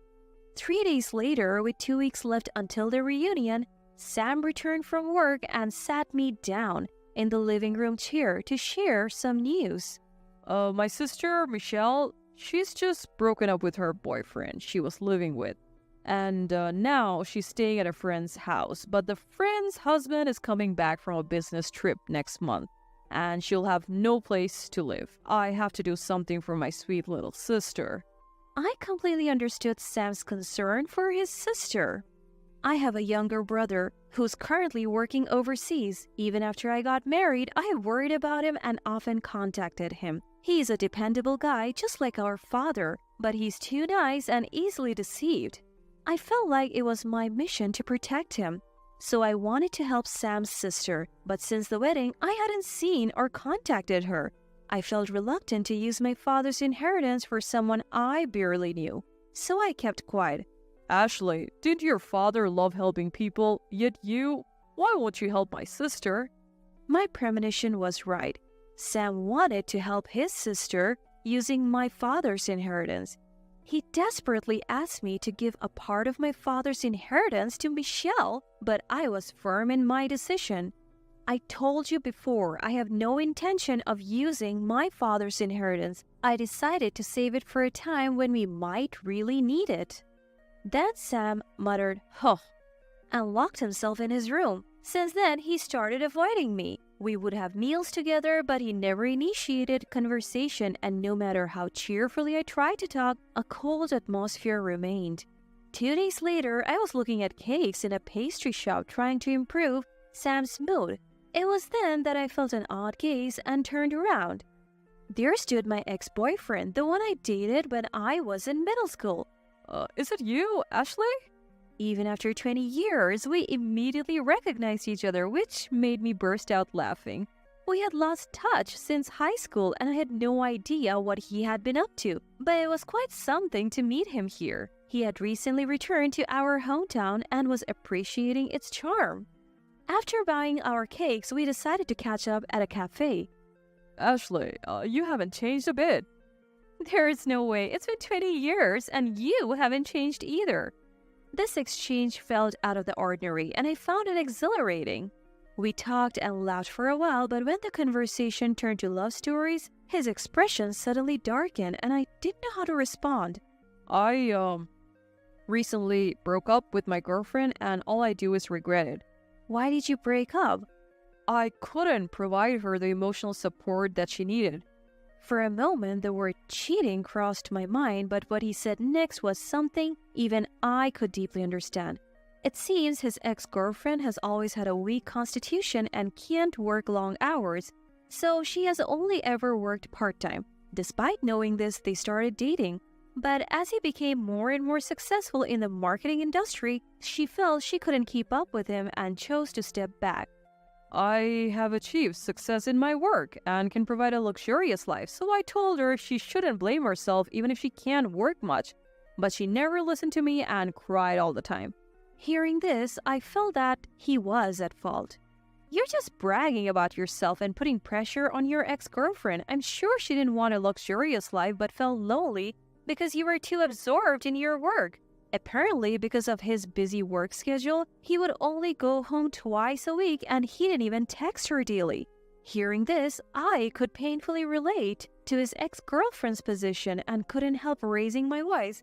How did your ex-girlfriend put up with this? If I were her and this kind of neglect went on, I would have broken up with you. No matter how busy you are with work, you have been too neglectful. And you knew she couldn't work. Why didn't you care for her more? The truth is, something similar happened between me and my husband. Around our 3rd year of marriage, I was dealing with infertility treatments and ended up in a depressive state, both physically and mentally drained. Despite this, my husband, who claimed to be busy with work, never once asked me if I was okay. He apologized and improved after I expressed my hardship, but that painful memory still haunts me to this day. Seeing how desperate I was, my ex-boyfriend seemed to realize his mistake. He said he wanted to get back together with his ex, but lacked the courage to act on it. Not wanting to leave him in trouble, I offered my help. In return, he listened to my grievances about my husband and we spent our time together fruitfully. That's what I thought, but a shocking revelation left me stunned. She has an older brother, and his wife is really cold-hearted. Despite being a stay-at-home wife, she doesn't do any chores and squanders money on night outs. Apparently, he's considering divorce, but she won't sign the divorce papers. That's terrible. I can't believe he's still putting up with her. I think so too. That's why he's secretly planning to let loose at an upcoming reunion. A reunion? The word rang my bell. Comparing the details about his ex-girlfriend's brother and my husband, the shocking truth emerged. His recent ex-girlfriend was none other than my husband's sister, Michelle. We were both left speechless by this bizarre coincidence. We shared everything about our domestic situations, and he began to get angry on my behalf. Your husband is lying. He's using his sister to get to your father's wealth? We decided to tell my husband the following day. My husband finishes work at 5:30 p.m. Counting backwards from his usual arrival time of 9 p.m., he should leave his office around 8:20 p.m. We watched as he left his office 10 minutes past his regular time and headed towards an unfamiliar mountain. He stopped at a log house and we spotted a woman embracing him with open arms. My husband had been cheating on me in this hidden place? Realizing that it would be difficult for us to gather solid evidence, we decided to hire a professional private investigator. After that, we returned to the local area without assaulting the log house, devised a strategy in the car, and when we acted from the next day, another unforgivable truth emerged for me. Looking further into the log house, we discovered that my husband had bought it for $70,000 in cash, hiding the money from me. To add insult to injury, a woman with children was living there. To repay his debt, he was planning to use my ex-girlfriend, who is his sister? I'm glad you didn't give him the money, Ashley. If you had, it would undoubtedly have been spent on his mistress. You're right. I never thought he would hide such a large amount of money. It feels like he's mocking me. Maybe we should confront him together. My ex-boyfriend agreed with me and reached out to his ex-girlfriend. His ex-girlfriend, crying, asked why he had contacted her, but when we told her what we had found out, she immediately wanted to meet me. The next day, the three of us had our first meal together at a family restaurant, our eyes lighting up at the long-awaited reunion. I'm sorry, I haven't seen you since the wedding. My brother told me not to meet you because you hate me. Wait a minute. I never said I hated you. I even suggested to Sam that we should go on a trip together with you. The realization that it was Sam who had caused the rift between Michelle and me made me angry. From the beginning of our marriage, Sam was a liar, and I blamed myself for trusting him. The tears of regret spilled out uncontrollably. I suppose seeing me in this state must have brought back some emotions for the two of them. In the end, the three of us shed tears together as the quiet moments passed by. Speaking on behalf of my ex-boyfriend, I conveyed his feelings to his ex-girlfriend. She admitted, I have a strange kind of pride. I ended up envying my boyfriend who was more capable at work than I was. and as a result, I couldn't be honest and rely on him. It was a horrifying realization that a minor misunderstanding or assumption between a man and a woman could lead to a major tragedy. From then on, they swore to speak with consideration for each other and they got back together. Oh, I'm relieved. I was wondering what to do if it didn't work out, but I'm glad everything turned out fine. Despite the trouble my brother has caused, thank you for helping me. Now it's our turn to support you. 3 days later, it was finally time to strike back. The day arrived when my husband was going to a reunion. I started packing my things as soon as I saw off my husband, who was in a good mood since morning. The reunion was going to be held at an inn about 2 hours away by car from here, with an overnight stay, so the deadline was the next evening. I scheduled to make it in time. Thanks to the help of my ex-boyfriend and his girlfriend, I had extra time and was able to throw away the photos of my memories with my husband. It's strange how love works. I felt refreshed, even though those were photos I cherished so much. What we decided in our discussion was to sell this house first. It was heart-wrenching to sell this house, a memento of my father, but I'm sure he would understand. The following morning, I asked a moving company to transport our belongings to my husband's parents' house. When we three went to my husband's parents' house and told them the truth, they were furious, saying, "We don't remember raising a villain who deceives his sister and wife." They said they would cut ties with their son but treat me as their real daughter. That day, we all spent a pleasant time at my husband's parents' house. And then the next day, I got a call from my husband saying that the reunion was over and he was coming home, and just as I expected, he said this. As soon as I put it on speaker so that everyone could hear, my husband's quarrelsome voice echoed through the room. Hey, let me ask you again. You're not going to give me the house even though I want to take care of my sister, right? No, I'm not. Then get out of the house by the end of today. The old me would have cried if he said something like this, but at that moment, not a single tear came out.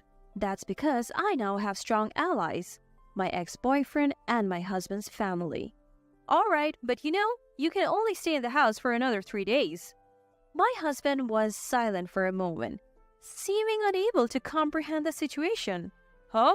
Well, what do you mean? It's your father's house, right? Don't try to respect my father now. I'm going to buy souvenirs. Let's eat together.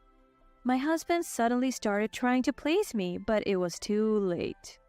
3 hours later, he called again, panting and flustered. Hey, where did you go? There's only my stuff left. What's going on? Then the next moment, my husband's sister screamed at the phone, "It's disgusting to try and turn Ashley's house into a love nest with your mistress." At his sister's sudden shout, my husband seemed confused and the room fell silent for a moment. 3 seconds later, my husband spoke in a voice that was almost screaming. It's Michelle, right? Well, why are you with Ashley? What's going on? I have nothing to say to a brother who betrays his wife without hesitation anyway. I'm coming home now, so wait. After saying this, Michelle ended the call and headed to our parents' house with the divorce papers I had signed. An hour later, she returned with the divorce papers signed by my husband, Sam. Thank you. This is the end. Our family home will be sold in 3 days, and I'm receiving alimony from Sam. I never thought my life would become this chaotic, but it's for the best. Since then, I have been staying at my ex-husband's family home, focusing on studying for the caregiving certification I have always wanted to pursue. My ex-husband sold the log house he owned and seems to be living quietly in a small apartment with a woman he had an affair with. I feel so refreshed now, thinking if you're satisfied with such a man, go ahead and have him. I'm confident that a better person than my ex-husband will come into my life. As I tell myself, keep going, Ashley. Every day I'm living a fulfilling life. My name is Susan. I have a husband, Mark, who has a younger sister that he absolutely adores. Perhaps because of the age gap and the fact that she was weak when she was little. My husband has always doted on his little sister. It seems that my parents-in-law also wanted to be a cute girl, and she grew up splendidly selfish. And when I got married, it was rough. She made quite a scene during our wedding, wanting to wear a dress herself and insisting she should be the one to cut the cake with my husband. She even tried to convince our parents to cancel the wedding. Despite all this, I was young and thought it would all be okay as long as she wasn't nearby, so I went ahead with the marriage. In hindsight, perhaps I should have reconsidered. I'm just coming over to hang out. Let me stay the night. Tomorrow, you will show me the sights. Sightseeing? But she lives in the next city over, doesn't she? Besides, both you and I have work tomorrow, and we haven't prepared for an overnight guest. It's no big deal. I'll take a day off and take her around. Indeed, he'd even take time off work, just for her. Even after our marriage, my husband's doting on his sister didn't stop. Every weekend she would come over, eat lunch and dinner with us, and then stay the night. One time, she found the estimate I had hidden for a trip and said, "You're going on a trip, big bro? I want to come too." And he just said, "Well, can't be helped. I'll pay for it." So she ended up coming on our trip too, which of course made me very angry. It caused a huge fight after she left. "I can't believe you! That estimate was for our honeymoon." "But you shouldn't have left it somewhere she could find it." "And how is inside the shelf of my private desk an easy-to-find place?" "Well, she found it, so there's nothing we can do about it now." "We're canceling the trip then." "But you were so excited about it." "Well, now I'm not."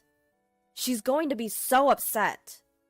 "Fine. Why don't you two go then? The estimate covers 2 people anyway." "You're right. We'll do that." And he really did go on the trip with just his sister, and he paid for all of it. This was the only time I thought about divorcing, but I didn't think about divorce because I thought I couldn't do it unless there was something bigger. When they came back from the trip, she said, "That was fun. Here's the laundry, Susan. Why do I have to wash your clothes? You're the sister-in-law, right? So you wash them." I don't know what she means by "so," but that's just how it is. This is the state of affairs for everything. "I wish you would say something, dear." "No, Amanda's weak. She couldn't handle it." If she's so weak that she can't handle household chores, I don't think she should be traveling. When I said that sarcastically, my husband replied, "Well, you should have come with us then. Right? It's your fault for being stubborn and not coming." Suddenly, I was the one being blamed. It's normal for a newlywed couple not to want the sister-in-law tagging along on their honeymoon, but to these two, it seemed I was the odd one out for not wanting to join their super fun trip. Indeed, you missed out. They joyously talked about their adventure, leaving me out. My sister-in-law, Amanda, was always hanging around my husband, and after several years of our marriage, she finally got married herself. Amanda's husband lived far away, so we were pleased about the upcoming marriage because it would create some distance between us. After Amanda got married, the visits she used to make suddenly disappeared, and we were having the first peaceful time since our marriage. Then, Amanda had a baby girl. We, my husband and I, celebrated the birth, and it seemed like we were finally able to have a normal relationship with our in-laws. But then, my husband brought Amanda and our niece home. "From today, we're taking care of these two. We'll provide for all their needs, so I hope you're okay with that." "What? Why? What happened to her husband?" "Apparently, he was having an affair, and when she confronted him, he became violent, so she fled. She's planning on divorcing him, but she doesn't have a place to stay, right? We have spare rooms, so I thought it's a good idea." "This is temporary, right?" "Of course not. It's for good. Amanda never worked a day in her life.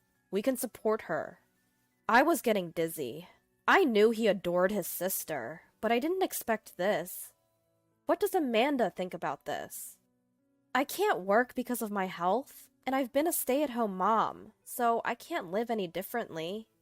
"So you don't plan on leaving? You want to abandon a single mother? Besides, you don't have any children. Consider this a trial run." I burst out laughing. Until now, I had thought that divorce would not be possible without a lot of trouble. But the moment I realized that this was a lot of trouble, I thought that I could get a divorce, and laughter welled up. What's so funny? You're creeping me out. Have you lost your mind? Maybe I have. Well, that's how it is, so deal with it. Alright, you two can use my room. Seeing my apparent agreement, my husband smiled in relief, but I added, alright, so I'm getting a divorce. He looked shocked. What? That way, you'll have an extra room, and you can take care of Amanda and her daughter all you want. Yes, if I divorce, my room will become available, and my sister-in-law can continue to be a housewife as she has been doing so far. I can find someone else to do the housework. It's no different from supporting me. All I'm doing is divorcing and moving out of the house. What? Then who's going to do the housework? Amanda, you're a housewife, right? How about you do it? That's what being a housewife is about, right? Why should I? I didn't ask for this. Well, neither did I. So we're in the same boat, aren't we? Saying this, I returned to my room and began to pack my belongings. You're telling me I have to support us alone? Of course. Did you claim you could support us knowing you couldn't? Faced with this, my husband's face became tight. Seems like that's true, huh? But I won't have anything to do with it anymore. We can discuss the rest later. Saying this, I left the house in the middle of the night. I got a hotel and contacted my parents. My parents were shocked at the unexpected call in the middle of the night, but they understood when I explained the situation, telling me I could return home tomorrow. Calls kept coming in from my husband and my sister-in-law on my cell phone, but it was too noisy, so I turned off the phone and went to sleep. When I woke up in the morning, there were a mountain of voicemail and emails. The general content was, I'm sorry for the sudden change. I'm waiting for your call. Sorry for the sudden request, but I have nowhere to go as I've also run away. Please come back. Please listen to what I have to say. Alongside these pleas were messages like, stop sulking and come back. I won't be responsible for your belongings. You're my brother's wife, so you better not defy me. Come back soon and make dinner, okay? Threatening emails like this, and even some with violent language, had come in. I copied all of them and got them printed out at a convenience store on the way back to my parents' house. When I arrived at my parents' house, they greeted me, saying, why did you put up with this for so long? You should have come back sooner. Absolutely. You are going to divorce him, right? They were even angrier than I was. I had been worried about being scolded or being told that divorcing over something like this was an overreaction. But my anxiety and tension were released, and I broke down, crying. I explained everything that had happened. How I had reached my breaking point when my husband brought home my sister-in-law and niece. They suggested that I should first contact my in-laws.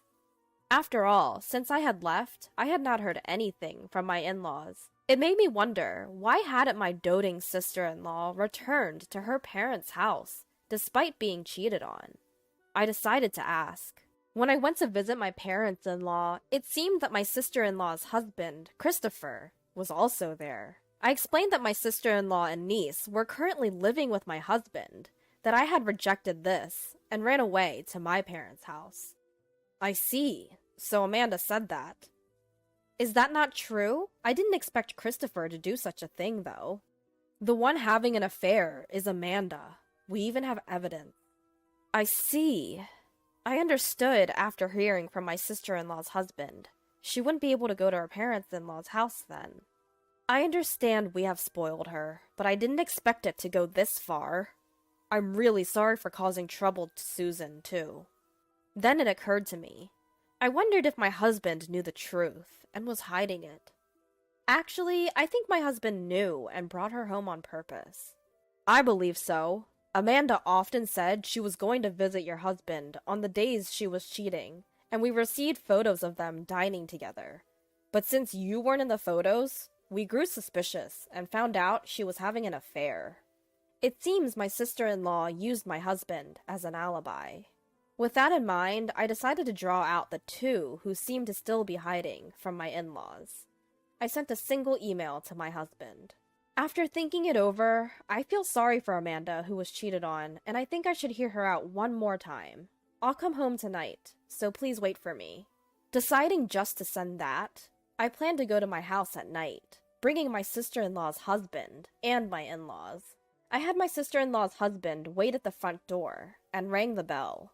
When I rang the bell, I could hear the sound of someone rushing to the front door. As I opened the front door and said, "I'm home," both my sister-in-law and husband came out. "You're late. Are you going to make dinner?" "I'm hungry." "Finally, you're back." The house was so messy that there was barely any room to step. It was hard to believe it had only been left unattended for a day. Seeing this, my mother-in-law pressed her temples. My father-in-law turned red-faced. My sister-in-law and husband, who had made it to the front door, turned pale-faced. And I was amused at the contrast. "Why are Dad and Mom here? And why is Christopher here too?" "Well, I thought it would be hard to take care of everything on my own. And don't you think it's better if we get some help from your parents?" "I wasn't told Mom and Dad would be here. And Christopher too. You're causing trouble, even for your sister-in-law. What do you want to do?" "But having an affair is different." "What? Amanda, you were cheating." Feigning surprise, I received a glare from my sister-in-law. "Did you know?" When I looked at my husband, he was mumbling something, but he did not deny it. It seemed he knew about the affair. "So you knew, lied about it, and planned to have me take care of her." "Well, she's family, so you would trust Amanda, right? You were trying to make me do that? But if she went to in-laws' parents' house, you would definitely blame Amanda. She's a stranger to me." When I replied that, my sister-in-law said, "But I wasn't cheating. I was with my brother." I spoke with Christopher and saw the photos, but I don't know anything about it. Rather, you two were having meals together. We haven't been dining out for a while. "No, it's not like that. I didn't know about the affair, and she just asked me to take pictures to create an alibi. So please, don't divorce me." "Wait, brother!" At this point, it seemed he realized he misspoke, but it was too late. My husband, who had confessed to creating an alibi, had a face of regret. "With that, the alibi is hopeless. Your parents heard everything, you know." "No, that was my brother." "It's futile. There's plenty of evidence besides the alibi. I'm going to get a divorce." "No way." The husband of the sister-in-law pulled out documents from the bag he had. Out they came, plenty of evidence stuffed full into a brown envelope. Then he took out an IC recorder, which seemed to have recorded our current conversation. It seems it also recorded the fact that my husband was aiding in the fabrication of an alibi. "I'll be asking for a divorce too." "No, there's no need for a divorce." "Why do you think I could live with a person who knew about the affair and covered for it? Even if such a person exists, I can't. Let's get divorced." "No, no way." The mother-in-law broke down crying pathetically. The father-in-law was about to hit someone, but he was desperately holding back, and his clenched fists were trembling. Then they turned to me and bowed their heads, saying, "We will strictly supervise this child. We will take care of Sarah until everything is over. Susan, we are sorry for the trouble." The sister-in-law, whose alibi had collapsed, was disheartened and kneeled down, and my husband, who seemed to have given up, stood frozen on the spot. After that, the sister-in-law and her husband divorced. My husband and I also divorced. When we divorced, the IC recorder borrowed from the sister-in-law's husband was submitted. I received a small alimony, and my short married life came to an end. The custody of the niece was handed over to the sister-in-law's husband, and I was relieved. The sister-in-law and husband seemed to be living under the supervision of their parents, and the luxurious and arrogant life was forbidden for them, and they seemed to be living a tough life. Since then, I have occasionally been in touch with the sister-in-law's husband and have been allowed to see my niece. Thank you for that time. The sister-in-law's husband bowed his head. "No, I didn't do anything special. I waved my hand back and forth to deny it, but the sister-in-law's husband shook his head and said, "Actually, I was worried about whether I could get custody of my daughter. Custody is easier for the mother to get, and it seems that the father has a low chance of getting it unless there is a significant reason. Even though Amanda cheated on you? She's still young. It's difficult unless she can make her own decisions. But I thought I could definitely get it if there was the fact of cheating, and that the person who was involved in it will live with us at my wife's parents' house from now on." It seems that whether the fact that my husband was involved in the fabrication of the alibi could be confirmed or not was the key to whether or not he could get custody. So, I was able to get custody because Susan recognized the fact of the alibi at that time. I'm glad. It seems that Sarah can live safely. It seems that my niece will live at the sister-in-law's husband's house from now on. I am currently living at home, and I am about to move back to living alone. I can't always rely on my parents. After all, I should trust my instincts. I should have called off the marriage then. I've had enough.